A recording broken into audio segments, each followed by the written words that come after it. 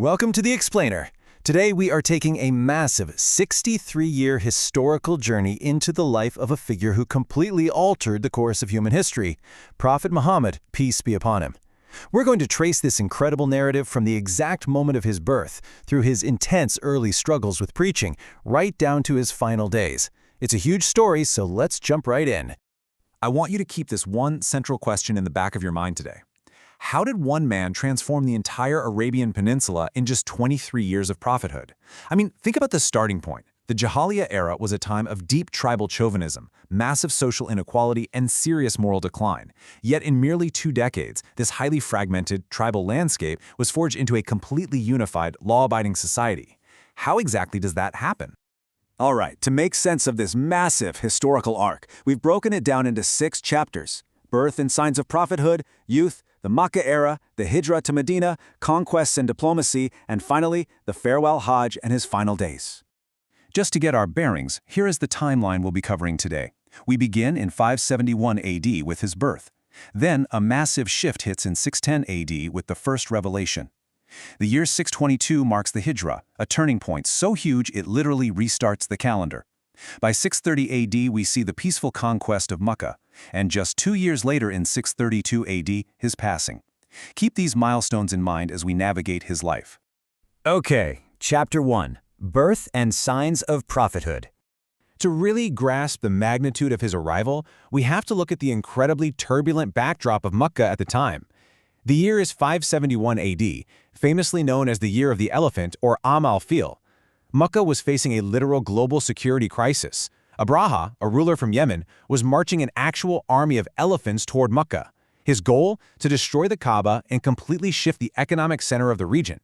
Now, historical and Islamic accounts tell us this invasion was thwarted by divine intervention, flocks of ababil birds dropping fiery stones. It was right in the aftermath of this massive regional upheaval that Muhammad was born.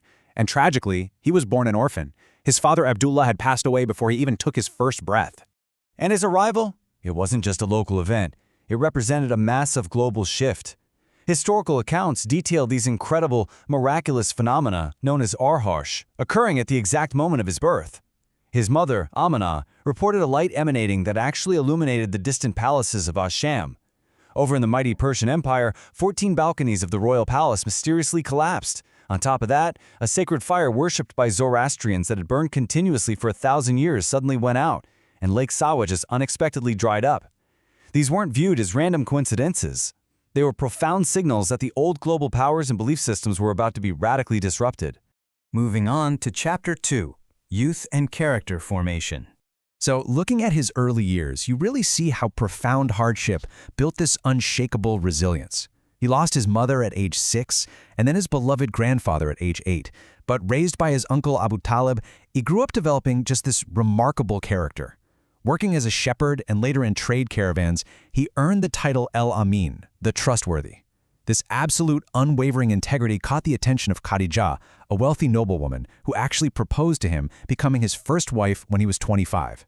But what's really fascinating is what happens at age 35. The Kaaba was being rebuilt, and a fierce, bloody tribal dispute erupts over who gets the honor of placing the black stone, the Hajar Aswad. Muhammad steps in, places the stone on a cloth, and has every single tribal leader lift it together. He literally averted a civil war through sheer diplomatic brilliance. Chapter 3. The Makkah Era and the Intense Struggle of Preaching. Now we hit the pivotal moment at age 40 that changed world history forever. Deeply disturbed by the moral decay around him in Makkah, he began isolating himself in Cave Hira. It was here in 610 AD that the very first revelation arrived via the angel Jibril. From here, his preaching strategy unfolded in incredibly clear phases. For the first 3 years, it was a totally secret operation, Da'wah Sirriya. He focused on close family and friends just to build a solid foundation of monotheism. But then came the command to preach publicly. And man, this is where the intense struggle really kicks in. The Quraysh elite retaliated with severe physical persecution. They tortured vulnerable followers and launched massive, coordinated propaganda campaigns against him. This persecution peaked with a brutal 3-year social and economic boycott of his entire clan. And just as that nightmare ended, he faced the Am al-Huzn, the year of sorrow. In one single year, he lost his 2 greatest pillars of support: his beloved wife Khadijah, his emotional anchor, and his uncle Abu Talib, his political protector, both passed away. He was left utterly vulnerable. Yet, following this devastating, crushing low, Islamic sources record his highest spiritual elevation, the Isra Miraj, a miraculous night journey from Mecca to Jerusalem and then an ascent to the heavens, where the 5 daily prayers were directly ordained. Which brings us to Chapter 4, Hijra and the foundation of Medina. Facing a literal, coordinated assassination plot in Makkah, the Great Migration, the Hijra, took place in 622 AD. Now consider the stark contrast between these two eras. In Makkah, his role was primarily that of a persecuted preacher, heavily focused on theology and monotheism. But with the Hijra to Medina, everything shifts. He isn't just a religious leader anymore, he steps into the role of a visionary head of state. The entire focus shifts to state building, complex diplomacy, military defense, and trying to integrate a highly diverse society. So how exactly do you build a brand new society from scratch? Well, he laid down 3 main institutional pillars. First, the Nabawi Mosque. But it wasn't just a place to pray, it functioned as a community center and government headquarters. Second, the Mu'ahah. This was an official pact of brotherhood pairing the refugees from Mecca with the local helpers of Medina, which instantly solved a massive refugee crisis. And third, the Constitution of Medina. You have to realize how huge this is. It's widely considered the first written constitution in human history. It legally guaranteed equal rights, religious freedom, and mutual defense for everyone, including the significant Jewish and pagan communities living there at the time. Chapter 5, The Conquest of Mecca and Diplomacy. Now, this newly formed state in Medina, they weren't just left in peace. They had to fiercely defend themselves against the Quraysh. If we look at the major encounters, you see incredible strategic evolution. At Badr, a massively outnumbered Muslim force pulled off a miraculous tactical victory. At Uhud, a lack of discipline among archers led to a really painful setback.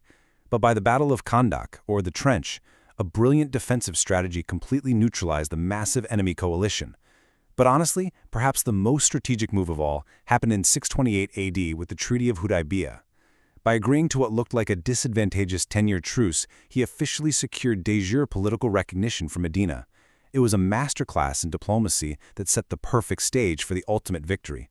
And that ultimate victory arrived 2 years later in 630 AD when the Meccans breached the treaty. He marched on Mecca with 10,000 highly disciplined troops. But instead of the bloody revenge everyone expected, the Fatu Mecca was remarkably bloodless. He cleared the Kaaba of its 360 idols, finally restoring its monotheistic purpose. But the most staggering moment? It's when he stood before the very elite who had tortured him, killed his family, and driven him from his home, and he granted them a general amnesty, known as the Tulaka. This radical, unexpected magnanimity just shocked the entire region. It sparked mass, peninsula-wide conversions to Islam. Finally, Chapter 6, The Farewell Hajj and His Final Days. We've reached the emotional culmination of his earthly mission. In 632 AD, he led over 100,000 followers in his final pilgrimage. Standing on Mount Arafat, he delivered the farewell sermon, and the principles he laid out here formed a monumental, timeless declaration of human rights. He abolished the oppressive systems of usury and tribal blood revenge. He strictly declared the absolute sanctity of human life, property, and honor. He explicitly demanded the protection of women's rights, and centuries before modern civil rights movements, he declared absolute racial equality, stating that an Arab has no superiority over a non-Arab, except in piety. He left his followers with the Quran and his Sunnah as their eternal guide. Just a couple of months after returning from this monumental pilgrimage, he fell severely ill with a high fever. As his strength faded, he spent his final days in the room of his wife, Aisha. When he could no longer physically lead the prayers, he appointed Abu Bakr to take his place. On June 8, 632 AD, resting his head on Aisha, he spoke his final poignant words, Ar-Rafiq al-Allah, choosing the highest companionship with Allah. He passed away at the age of 63. 23. Seriously, take a second to just reflect on that number. In exactly 23 years of prophethood, Muhammad, peace be upon him, took a fiercely divided, tribal society living in the harsh Arabian desert and completely replaced it with a unified, universal civilization governed by law, justice, and monotheism, a legacy that continues to shape the daily lives of billions across the globe today. How does a single human lifetime achieve a transformation that permanent? Think about that. Thank you so much for joining me on this explainer, and I'll see you in the next one.